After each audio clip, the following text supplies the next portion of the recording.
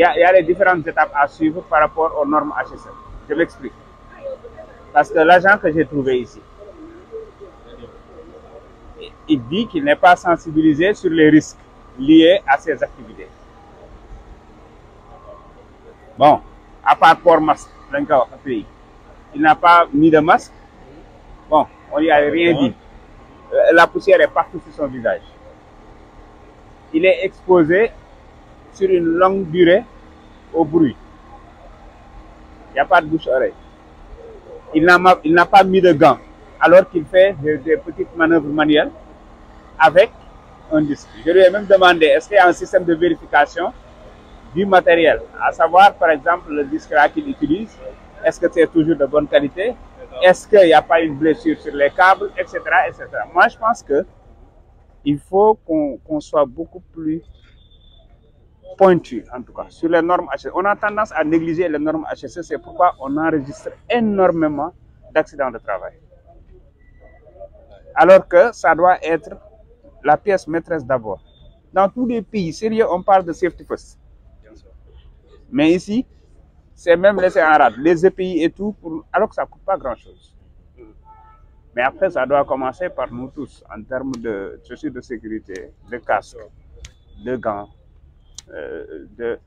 On interdit même de porter des trucs masques. Vous le savez, comme vous êtes professionnel d'HSE. Il faut qu'on revoie nous-mêmes. Parce que moi, j'ai reçu l'ambassadeur de la Chine. Vous étiez là-bas. Je n'ai pas été tendre avec eux sur les conditions de travail des ouvriers. Mais si nous-mêmes ne donnons pas l'exemple, bah, s'ils viennent ici, parce que moi je sais qu'une entreprise chinoise qui part à Amsterdam pour réaliser un projet là-bas, bah, il trouve là-bas des normes qu'il va respecter. Mais ici, si nous-mêmes, nous trouvons que bon, c'est secondaire, quoi, porter des gants ou bien même masques ou lunettes de sécurité ou des bouches-oreilles, c'est secondaire, quoi. C'est pourquoi on se retrouve avec des doigts coupés, on se retrouve avec des problèmes de vue, des problèmes de, comment dirais-je, respiratoires, ainsi de suite. Et ça, comme vous êtes en quelque sorte les maîtres d'ouvrage et autres, pour moi, il faut veiller sur ça. C'est extrêmement important l'aspect HSE. Mais j'ai comme l'impression que la plupart des entreprises, particulièrement dans le secteur BTP, ils négligent le côté HSE. Alors que les risques sont là, bien présents et énormes. Pour vous rassurer, cet aspect-là a été pris en compte depuis le début du projet. C'est pas ce que je vois, sur les faits.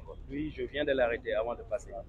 C'est vrai que parfois il y a des règles HSE, des gens qui ne veulent pas suivre, mais nous on les arrête et on les sort du chantier. Ça on le fait depuis le début.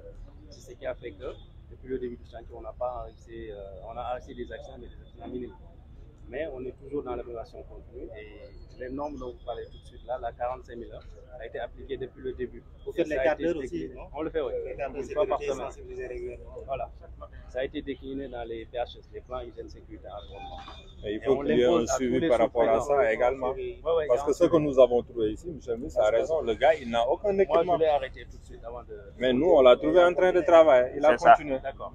Le sujet, on a pris notre comme M. Miss, c'est une culture, la sécurité. C'est une culture, c'est pas... C'est un combat jamais gagné, quoi. C'est-à-dire que même quand on est bien, le jour d'après, on peut dérailler. Et c'est vrai que c'est une répétition et c'est une formation. Et c'est vrai que nous, des fois, on se retrouve à discuter aussi avec des opérateurs qui ne comprennent pas et où on prend beaucoup de temps à expliquer. Il y en a qui font les fortes têtes et qui ne veulent pas. Et c'est vrai que c'est quelque chose qui est redondant et un travail qui finit. Vous savez, c'est une culture. Il faut amener la personne à une prise de conscience du fait que tout ce que nous sommes en train de dire, c'est pour lui d'abord. C'est ce qui est important. Ils sont capables de le comprendre et de se l'approprier. Et pour ça, je pense qu'il faut qu'il y ait déjà une très grande équipe HSE. Bien sûr. Chaque site a un responsable HSE dédié, un référent auprès de la Géroute, un référent auprès de chaque sous-traitant. Mais après, avec des relais HSE qui sont sur le terrain. Oui, mais c'est des combats jamais gagnés. Les procédures existent. Et les checklists et tout. Les procédures existent. L'entreprise a répondu, la mission de contrôle a validé, Agiroute a validé. Mais le problème, c'est dans la mise en œuvre, dans l'application. Et il a raison. C'est-à-dire que dans certains secteurs, comme les mines, comme l'industrie, les gens sont plus regardants sur ces aspects que dans le BTP. Mais vous savez pourquoi? Si on trouve un agent qui travaille sans respecter un seul point des règles sécuritaires, non seulement lui, il est sanctionné, son supérieur est sanctionné, son manager est sanctionné, parce qu'on parle de consequence management. À partir de ce moment, son manager va mettre la pression sur son superviseur et vice-versa. Donc, ce qui fait que finalement, tout le monde va parce qu'il y en a qui vont prendre conscience et qui vont pas attendre qu'on le rappelle à l'ordre, mais il y en a, il faut vraiment voilà, être derrière, sanctionner entre autres, positivement comme négativement. Mais le problème, franchement, c'est pas vous, c'est pas vous seulement, hein, c'est une question de culture générale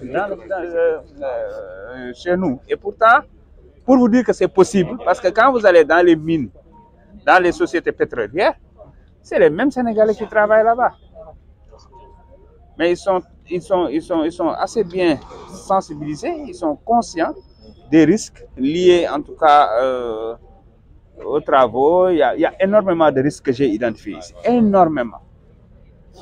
Même le balisage n'est pas bon.